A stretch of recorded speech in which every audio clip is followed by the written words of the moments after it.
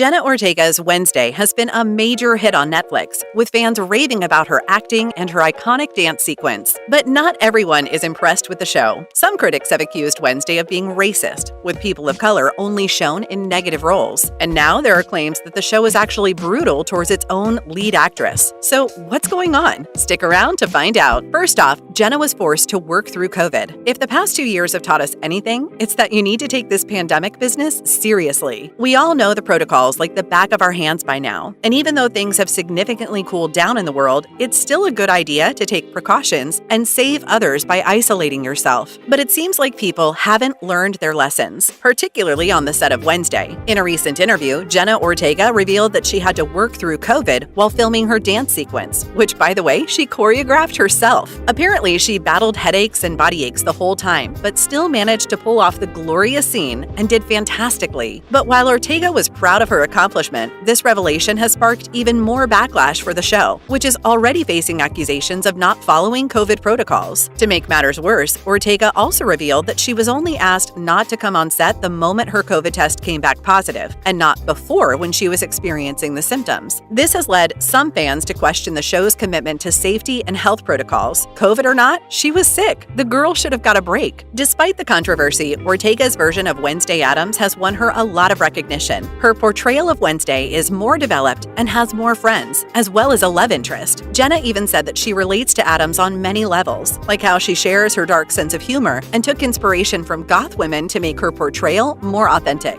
All in all, it seems like Wednesday has been a hit-or-miss show, with some fans loving it and others not so much. But no matter what people think, Jenna Ortega's talent and dedication to her role are undeniable. Next up, is the casting for Wednesday racist? Netflix's new series Wednesday has caused quite a stir among fans and critics alike. Starring the talented Jenna Ortega, the show is a supernatural treat, but some have pointed out the series' portrayal of its black characters as bullies. This has sparked discussions about Tim Burton's complicated history of mishandling black characters, as he serves as an executive producer on the show and directs its first 4 episodes. The series follows Wednesday Addams as she attends Nevermore Academy, a school for outcasts and teenagers with paranormal powers. Wednesday must navigate the challenges of being a psychic while also trying to stop a monster murder spree and solve a family mystery. That's a lot for a teenage girl, but for Wednesday, just a fun time. Fans of the Addams family will appreciate the dark humor and love of the morbid that is signature to the beloved characters. Burton's take on the story brings a fresh, darker, and more comedic twist. The cast features Luis Guzman and Catherine Zeta-Jones as Gomez and Morticia Addams, and even Christina Ricci, hello nostalgia, who played Wednesday in the 1991 Addams Family movie, makes an appearance in the Netflix series. Overall, Wednesday is a must-watch for fans of the Addams Family and supernatural thrillers. So what exactly went wrong? Although the talented Jenna Ortega offers a refreshing take on the goth icon Wednesday Addams, some viewers have pointed out the show's questionable portrayal of black characters. Let's get into the nitty-gritty. There are basically 2 main-ish black characters on the show, and let's just say they aren't anybody's favorites, at least not at first. Joy Sunday, who plays Bianca Barkley, is depicted as a mean girl, while Iman Marcin, who plays Lucas Wilson, is introduced as a bully whose family owns a pro-pilgrim theme park. This has led to accusations of racist narratives and the use of black characters as mere supplements to the development of the lead character. While Bianca may seem mean at first glance, it's clear that she's just fiercely competitive and doesn't like people getting in her way. She's established herself as one of Nevermore Academy's most gifted and talented students, and it's understandable that she wouldn't want to be best friends with someone who tries to show her up in their first 24 hours at the school. Is she really a mean girl, or just like Wednesday in her desire to be the best? Lucas, on the other hand, is a more problematic character. He spends much of the show bullying Wednesday, even getting into physical fights with her. However, he eventually learns to be more compassionate, and we see that he's not really a mean kid at heart. Peer pressure from the other teens at Nevermore, who hate the outcasts, gets the better of him, leading him to act out. Overall, Wednesday is an enjoyable show, but its portrayal of black characters has raised important questions about racism in the media. It remains to be seen how the show will address these concerns moving forward. Don't go anywhere, there's still lots left. Now, Tim has made this mistake many times before. If you're caught up on all the drama, you'd know that this isn't the first time Netflix or executive producer Tim Burton have faced criticism for their treatment of diversity in their work.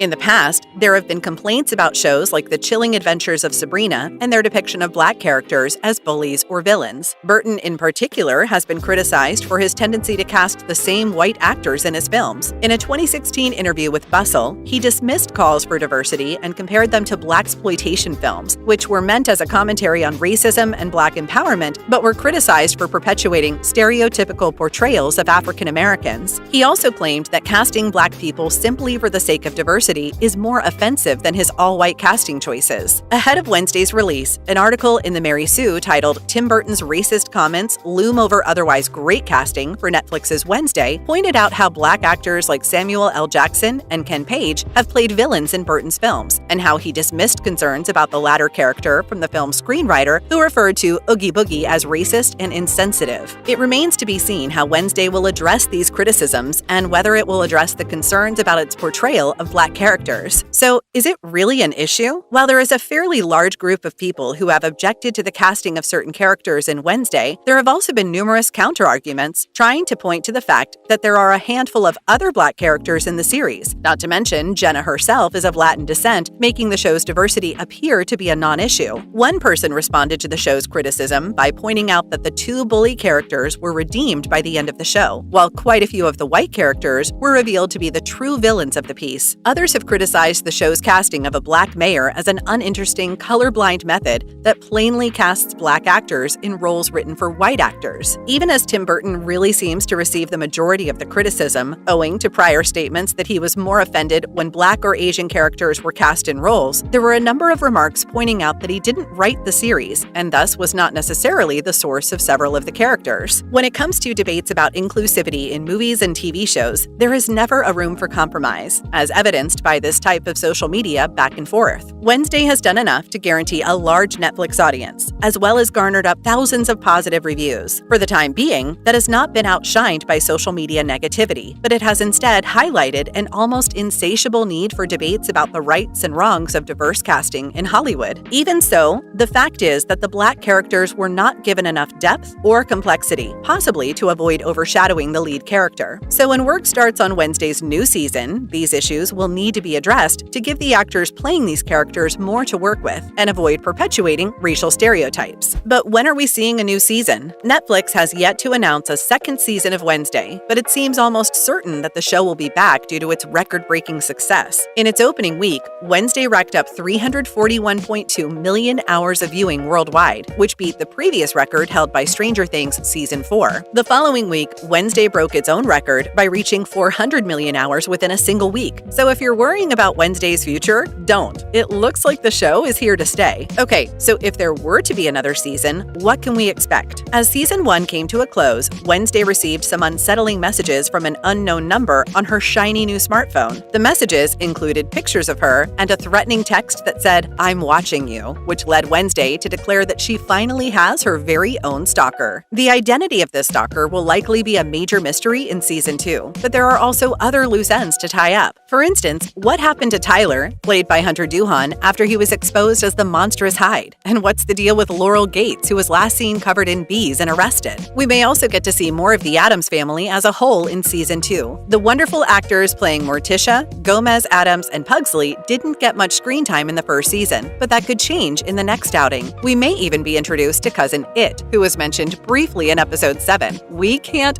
wait. So what do you think of all of this? Let us know in the comments below. That's all for now, folks. Make sure to like, comment, and subscribe for more like this.